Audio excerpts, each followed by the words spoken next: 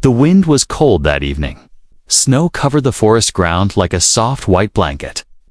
Jack Wilson, a quiet man in his late 30s, walked slowly through the trees. He was a forest ranger. He liked being alone. He didn't care for noise, or cities, or people. But today was different. He heard a sound soft, broken, almost like a cry. Not human, not quite animal either. Jack stopped. He listened again. There it was, a soft whimper. Hurt, scared. Close by, he followed the sound, boots crunching the snow. His flashlight flickered between the trees. Then he saw it. Lying under a fallen tree was a strange creature. Its body was shaped like a young woman, but covered in smooth fur. Her hands were clawed, her legs bent like a dog's. She had long, fluffy ears. And her tail was curled around her body like a blanket. But the eyes.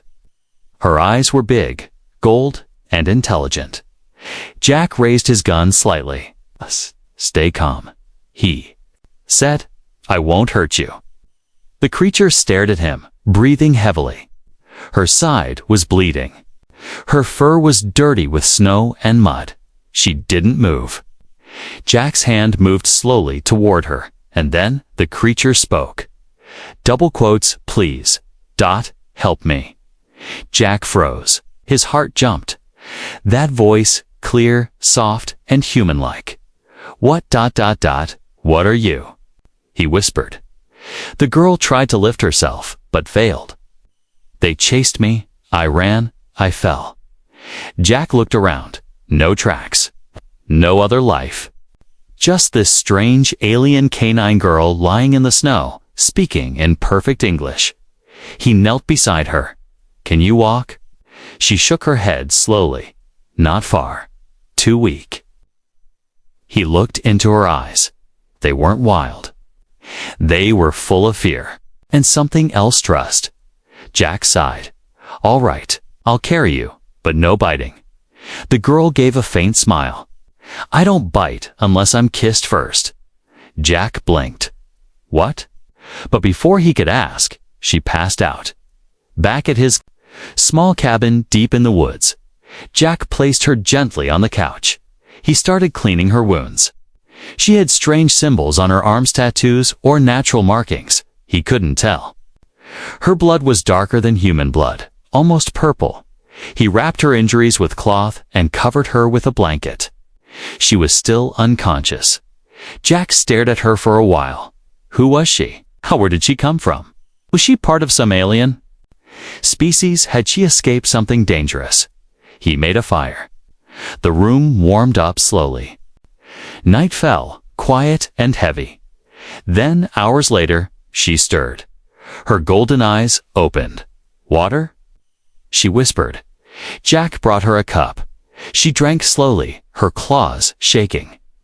"You're awake," he said. "I was starting to think you wouldn't make it." "I thank you," she said. "You saved me." Jack nodded. "I didn't have much choice. You spoke. That was enough to make me carry you." The girl sat up a little. "My name is Lyra." Jack, they stared at each other. Then Lyra's face grew serious. She looked down at her stomach, touched it. Gently, then turned to him. "You should prepare, human, ... Jack frowned. Prepare for what? She met his eyes and said words that made Jack's blood turn cold. "We're having puppies." For a long moment, the cabin went silent. Jack stared at her, completely frozen. "What did you just say?" he asked, blinking fast. Lyra touched her belly again. "It has already begun. The bonding, the connection. I knew the moment I smelled." Jack took 2 steps back. "Wait, what do you mean, we?" I didn't." She tilted her head, ears flicking gently. "No, you didn't do anything. Not with hands, anyway." Jack's heart thudded. "I'm not following." Lyra explained, slowly. Her kind, the canary, bonded through emotional rescue. Touch, care, Synthes triggered something deep in their biology. If a canary female was injured, near death, and a male saved her in a place of warmth and safety, their body reacted and created life. You carried me. You kept me warm. You risked yourself. That was more than enough, she said softly. Jack rubbed his face. This is insane. Lyra smiled gently. It's natural for me. For us. Jack sat down slowly, shaking his head. I don't even know you, but you saved me, she said. Then she whispered, and now I am yours. Outside, the snow kept falling. But inside, the air was thick with confusion, fear, and something new rising in Jack's chest. Something he didn't expect. Responsibility, and maybe something like destiny. Jack didn't sleep that night. How could he? A strange alien girl with fur and golden eyes was lying on his couch, calmly claiming they were going to have puppies. And worse, she believed it completely. She even acted like it was normal. Jack sat by the fire, hands buried in his face. I didn't touch her. Not like that, he muttered to himself. But her words wouldn't leave his head. You saved me. You warmed me. That's all it takes. He turned and looked at her. Lyra was sleeping peacefully now, her tail twitching slightly under the blanket. She looked almost to calm.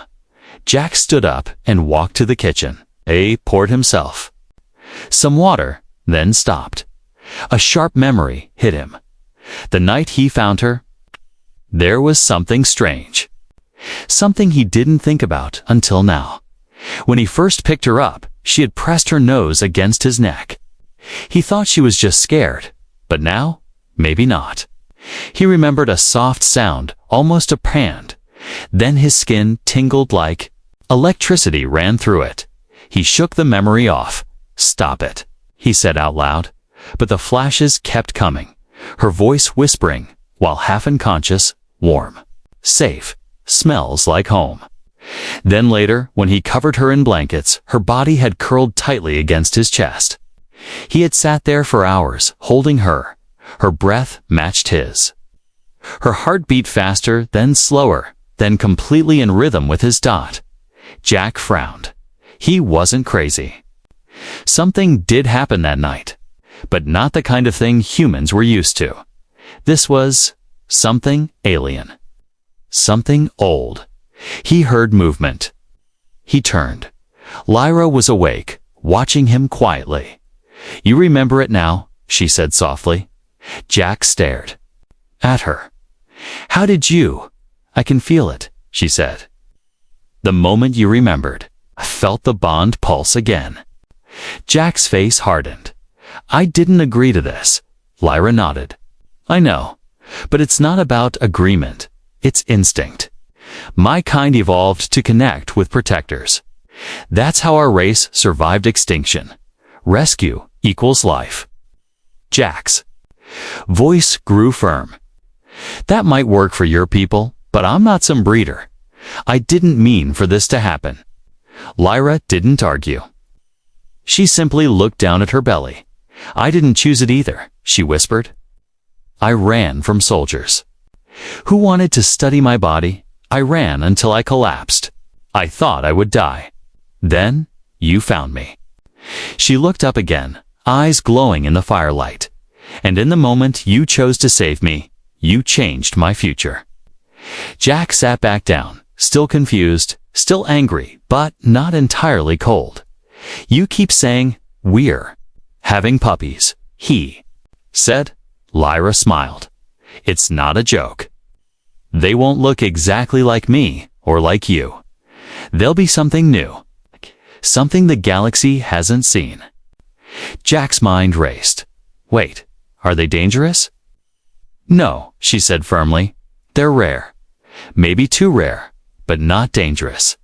Jack stood up, pacing. So what now? You stay here? Raise space puppies in my cabin like it's some sci-fi.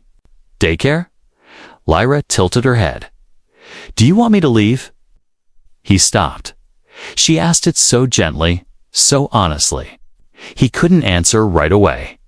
"No," he said finally. "I don't want to leave you out there to die."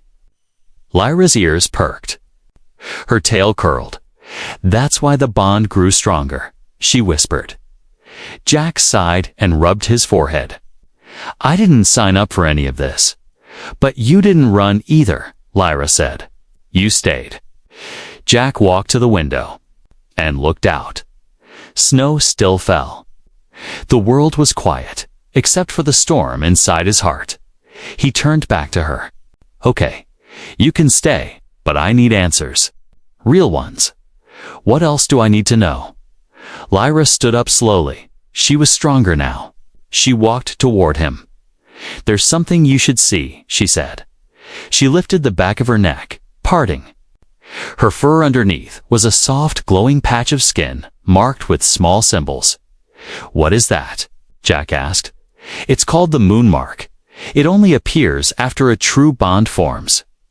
It's rare evone among my people." Jack leaned in, eyes narrowing. "What does it mean?" Lyra's voice was calm but powerful. "It means you're not just the father of my pups, Jack. You're now my mate." Jack stared at her. He wanted to scream, or laugh, or run. But all he did was whisper, "God help me." "And Lyra." She smiled. Jack had seen strange things in his life: wild storms, animal attacks, even a crashed drone from another world. But nothing had prepared him for what Lyra was about to show him. She stood by the fireplace now, her fur still damp from melted snow, her long tail slowly moving side to side. The quiet in the room was thick, almost heavy. Jack sat on the edge of the couch, hands resting on his knees, his face pale.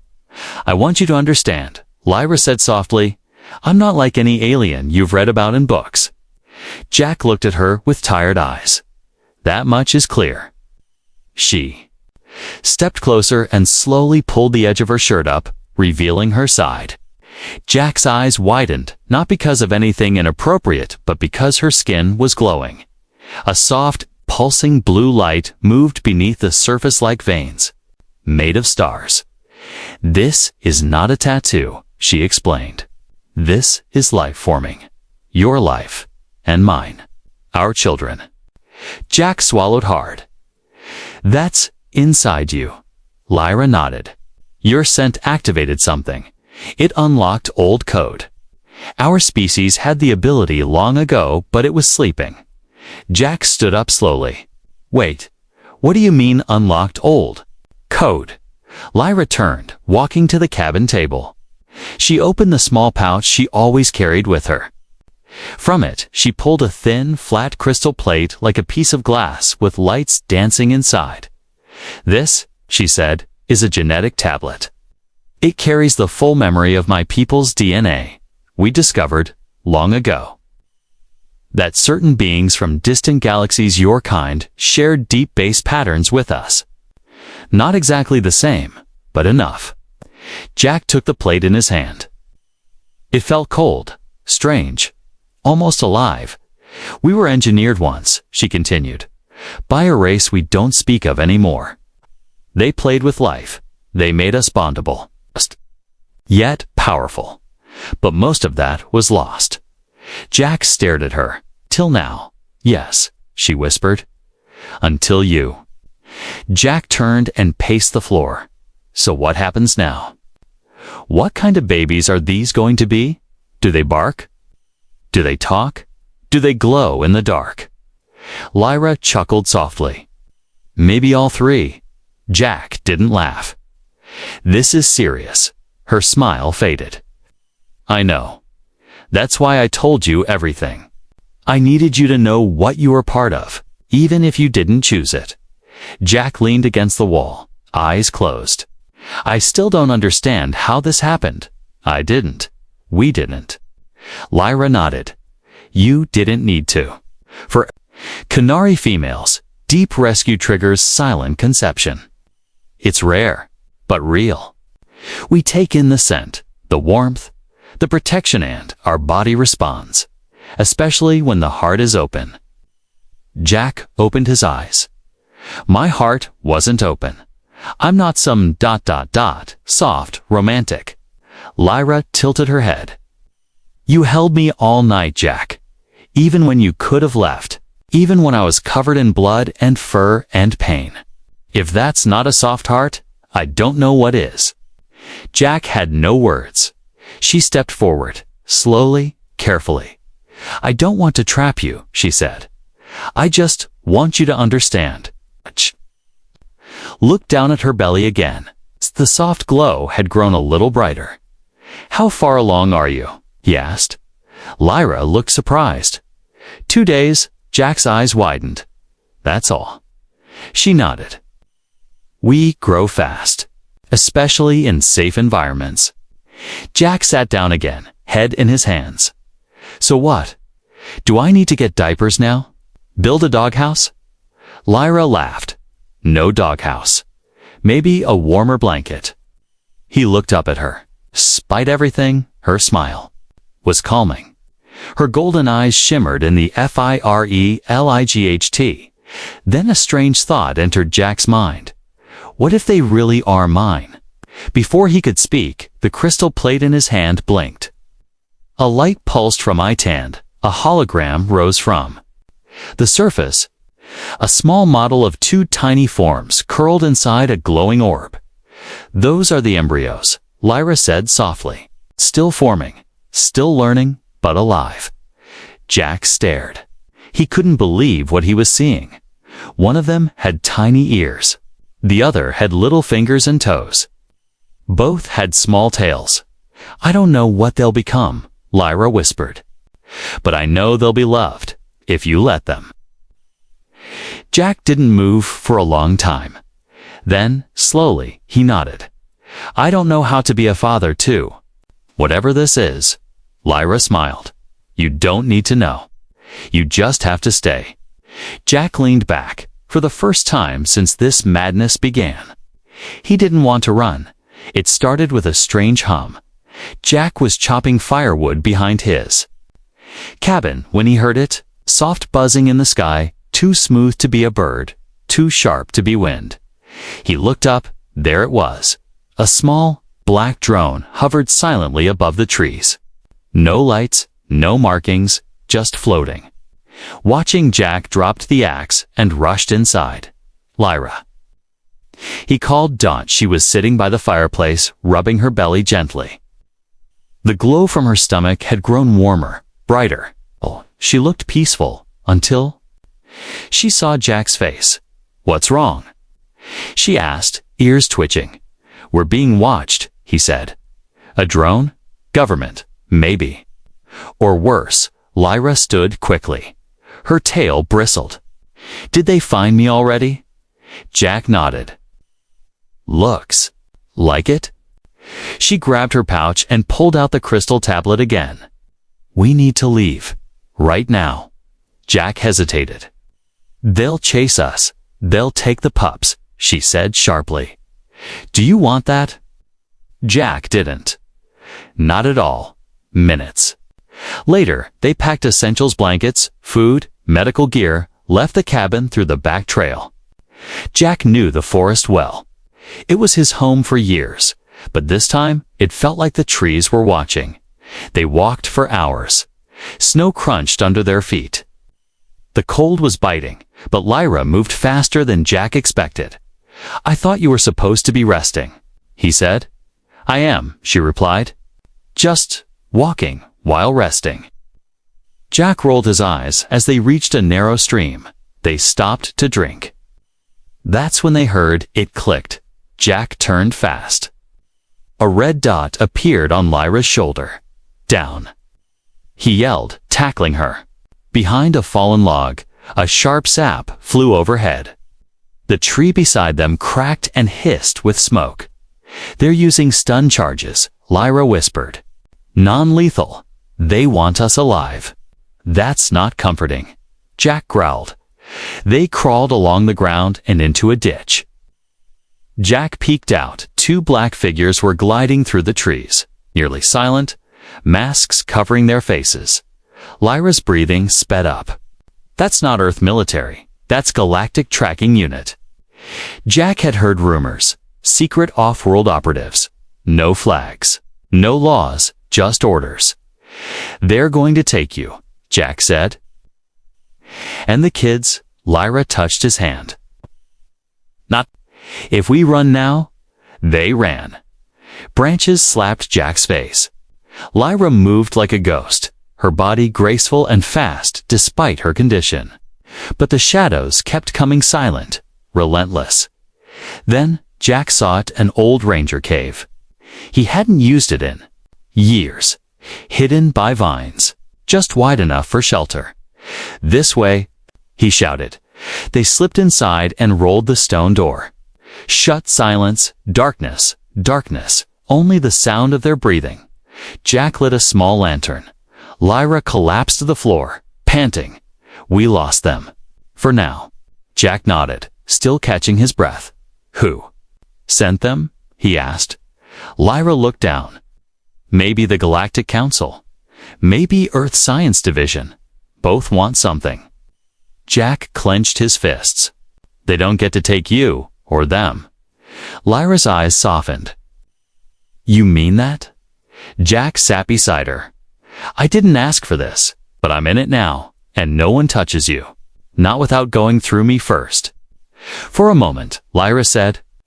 Nothing then. She leaned her head on his shoulder. Thank you, Jack. He nodded.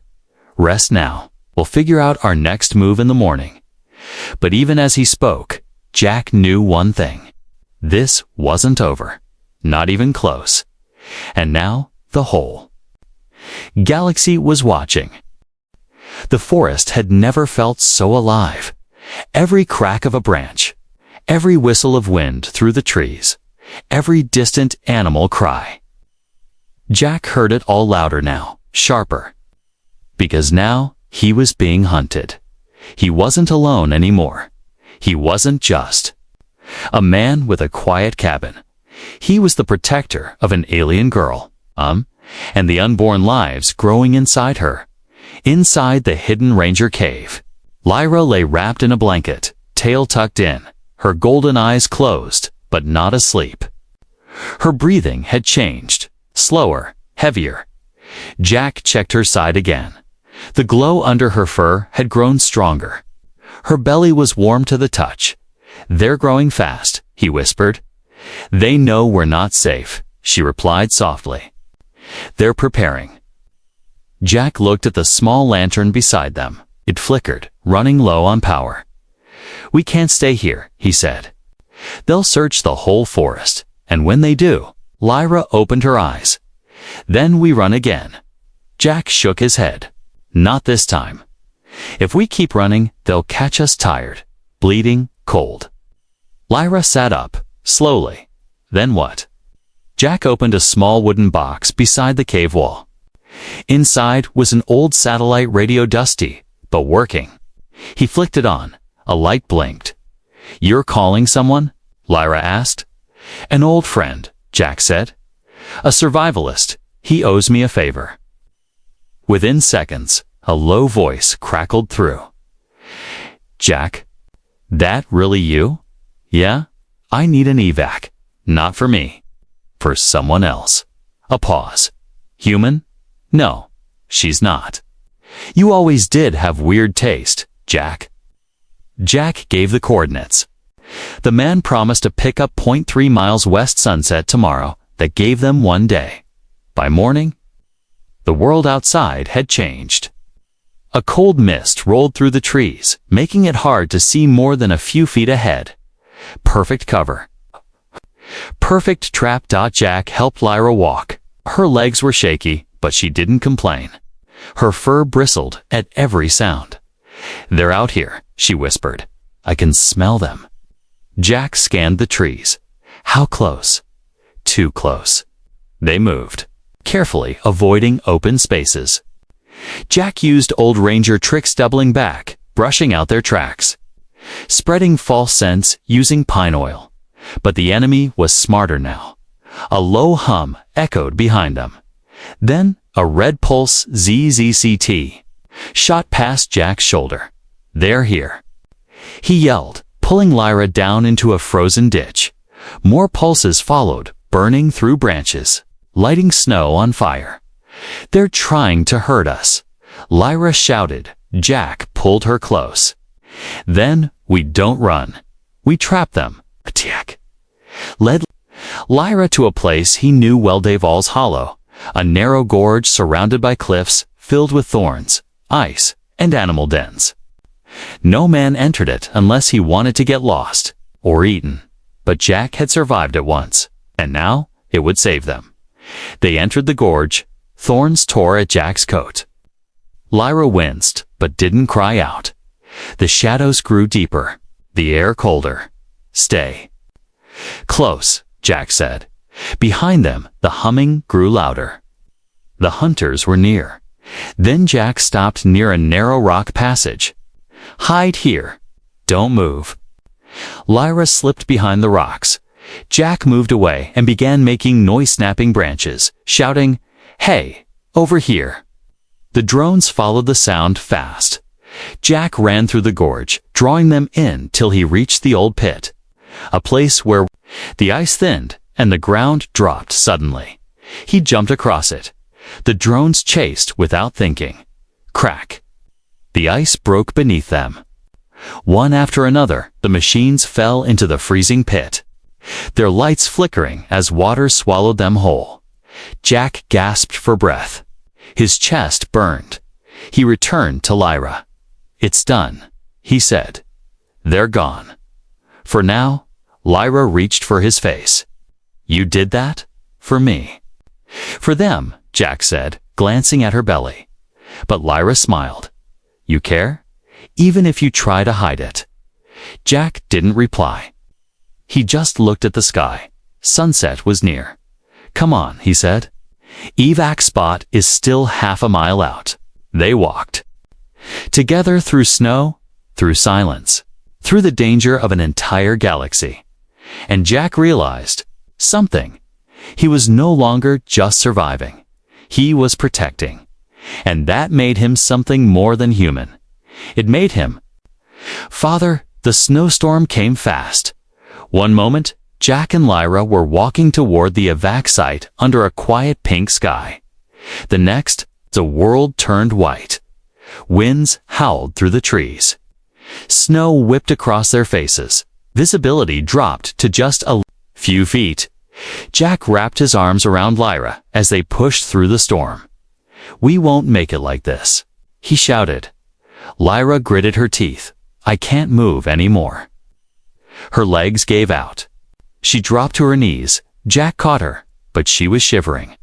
Her breath shallow. Then he saw it. A small cave ahead, barely visible behind.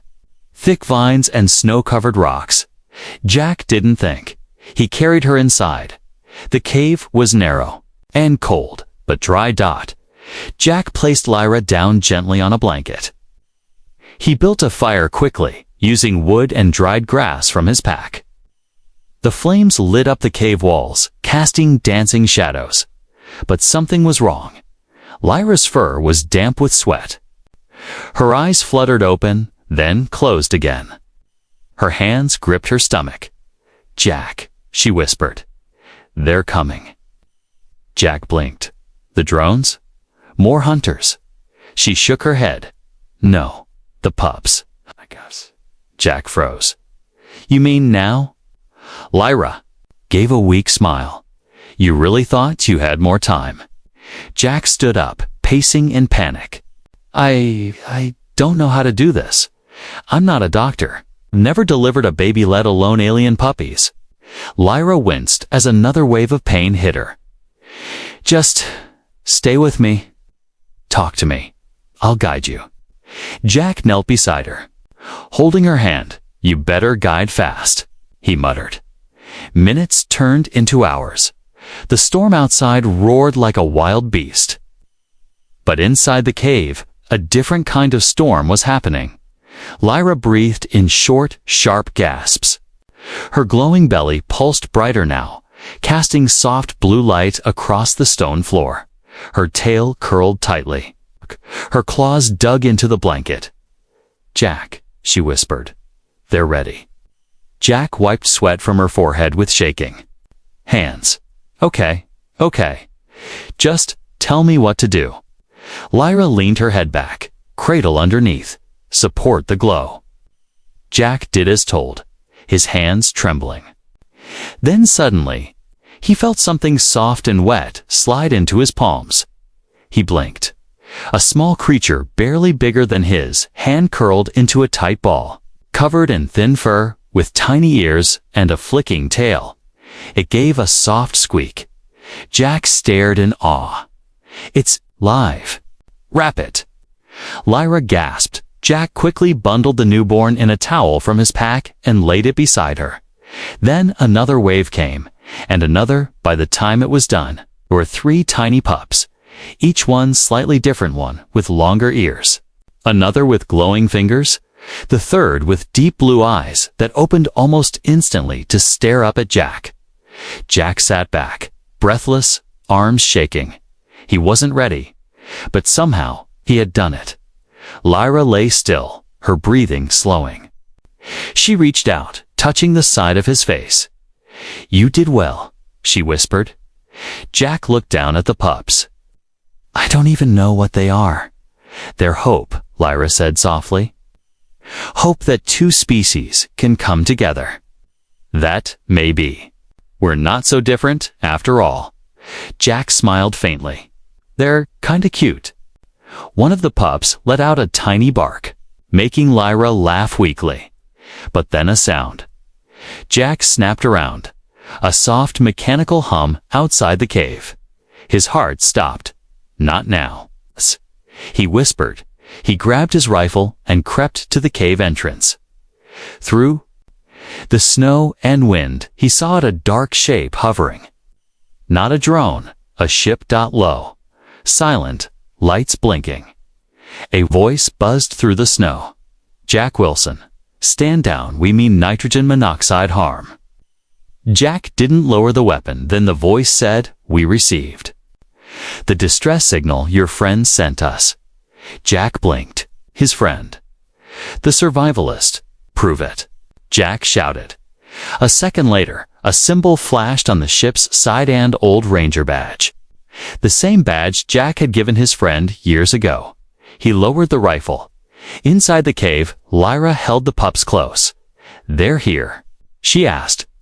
Jack nodded. "Slowly, they're here," he said, voice quiet. Lyra's eyes glistened. "Then, maybe, we're safe."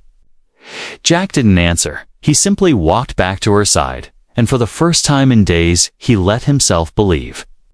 Maybe they really were. The ship door opened with a quiet hiss. Snow blew inside the cave, swirling around Jack and Lyra as they stood near the entrance. In Jack's arms were 2 of the newborns, bundled in warm cloth. Lyra held the third against her chest, her eyes still glowing faintly with exhaustion and pride. A tall figure stepped out from the ship. Not a soldier, not a bounty hunter. It was an older man with a gray beard and a long coat. His face was rough, but kind. "Jack," he said with a smile, "you really know how to get into trouble." Jack blinked. "Clayton?" The old survivalist nodded. "You called," I answered. Jack looked past him into the ship's interior. Warm lights, clean seats. No weapons, no threat. "Is it safe?" Jack asked, still tense. Clayton nodded. "It's a private ship, cloaked, off-grid, no trackers." "You've got my word." Lyra stepped forward slowly, holding the smallest pup. Clayton raised an eyebrow. "And these are yours." Jack hesitated, then looked down at the small life. In his arms, the tiny creature's tail flicked, and its little hand gripped his shirt. "They're mine," he said. Clayton nodded once. "Then let's get your family inside." Inside the ship, Lyra lay in the medbay, surrounded by soft lights and strange equipment. Jack sat beside her, one pup asleep on his chest. The other 2 were wrapped safely near the wall, inside. Warm, hatching pods. "I still don't understand all this," Jack muttered. 1 week ago, I was chopping wood alone in the mountains. Now, I'm some kind of alien. Dad, Lyra chuckled weakly. You adapted. I panicked the entire time. She reached out and touched his arm. You never ran. That's more than most do. Clayton entered the room, carrying a tablet. You've got a decision to make, Jack. Jack looked up. What kind of decision? Clayton showed him the screen. It displayed 2 options. Return to Earth under official galactic observation. Scientists, labs, papers, off-world relocation. A hidden planet, quiet, safe, untraceable. Jack frowned. They're watching Earth already. Clayton nodded. Ever since that drone spotted her, they'll want the hybrids. Study them. Maybe worse. Jack looked at Lyra, at the pups. He didn't need time to decide. We go off-world. The journey took 3 days. The new planet had no name, just a code, 2K47, far from major space routes. Green skies, blue grass, mountains in the distance, and silence. Real silence, no cities, no war, no drones, just peace. Clayton dropped them off with supplies and left quietly. You'll be all right, he said. Jack nodded. We'll make it work. He watched the ship disappear into the sky, then turned to Lyra. She stood barefoot in the soft blue grass, sunlight catching her fur, her 3 pups crawling around her feet.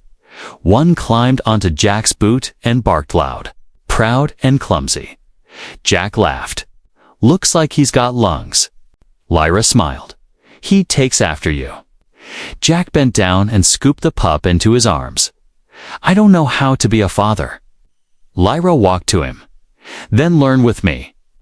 They stood there for a moment, watching their children explore the new world. The wind was warm. The sky stretched wide. Then Lyra reached for his hand. Jack. In my people's ways, we don't have rings. We don't have vows. We have actions. Jack raised an eyebrow. Actions. She leaned forward and touched her forehead to his. This means you are my mate, my protector, my family. Jack's heart beat louder. He looked into her glowing golden eyes and replied, Then I'm yours. All the way. The pups barked. Again, 3 tiny voices echoing across the hills. And so, the story of the first hybrid family began. Not in war, not in fear, but in love, and something stronger than either hope.